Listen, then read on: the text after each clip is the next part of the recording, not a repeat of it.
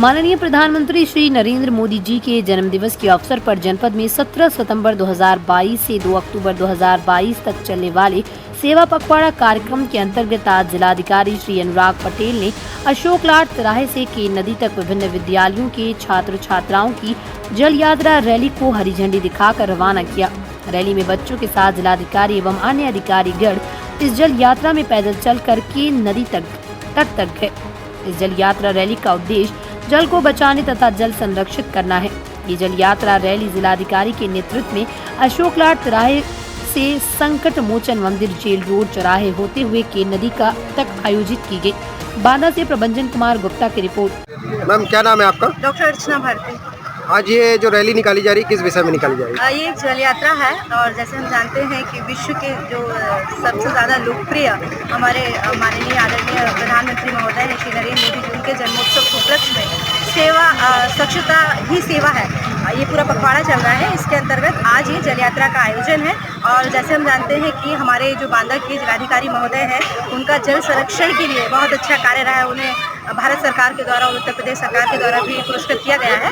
तो उन्हीं के मार्गदर्शन में नेतृत्व में आज इस जल यात्रा का आयोजन यहाँ पर है और साथ में जैसे बांदा के जो बेटे हैं और भारत सरकार का जो नीति आयोग है उसकी जल सलाहकार समिति के जो सदस्य हैं श्री उमाशंकर पांडे जी, उनका भी साथ है। और इस जल यात्रा में जन को जागरूक करना है हमें कि कैसे पानी बचाएं, पानी की एक एक बूंद को हम संरक्षित करें।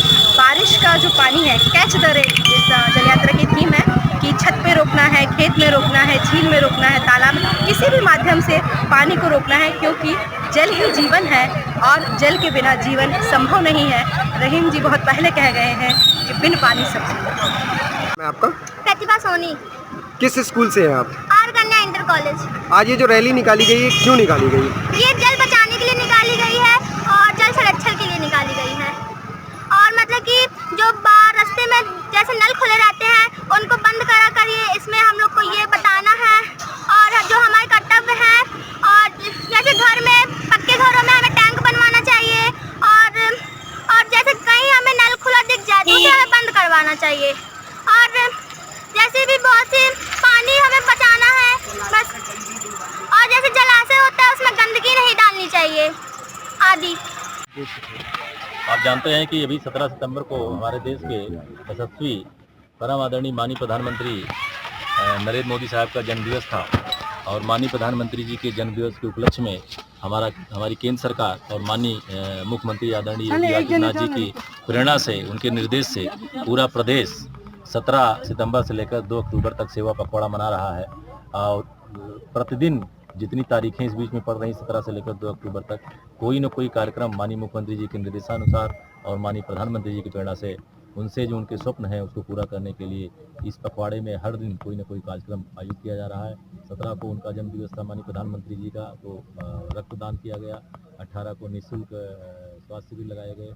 19 को स्वच्छता अभियान चलाया गया। इसी क्रम में आज माननीय प्रधानमंत्री जी का जो स्वप्न है कि एक एक बूंदी बचाई जाए, उसके क्रम में आज पूरे जनपद में जल जीवन मिशन के अंतर्गत जल यात्राएं निकाली जा रही हैं। हमारे 1725 प्राइमरी स्कूल और जूनियर स्कूल हैं और 200 हमारे जो इंटर कॉलेज हैं, हाई स्कूल कॉलेज हैं, इन सब में करीब 2.25 बच्चे जो है 2.25 लाख बच्चे आज जल यात्रा निकाल रहे हैं और लगभग 2000 किलोमीटर की जल यात्राएँ हैं।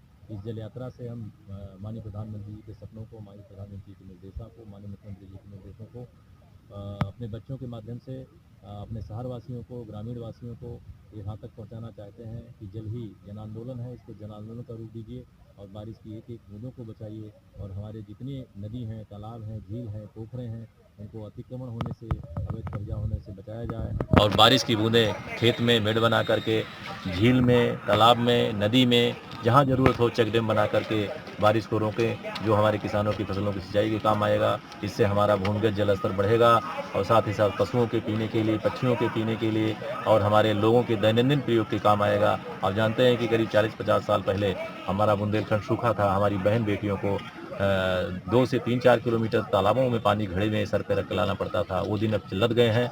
माननीय मुख्यमंत्री जी की प्रेरणा से और माननीय प्रधानमंत्री जी की प्रेरणा से हमारा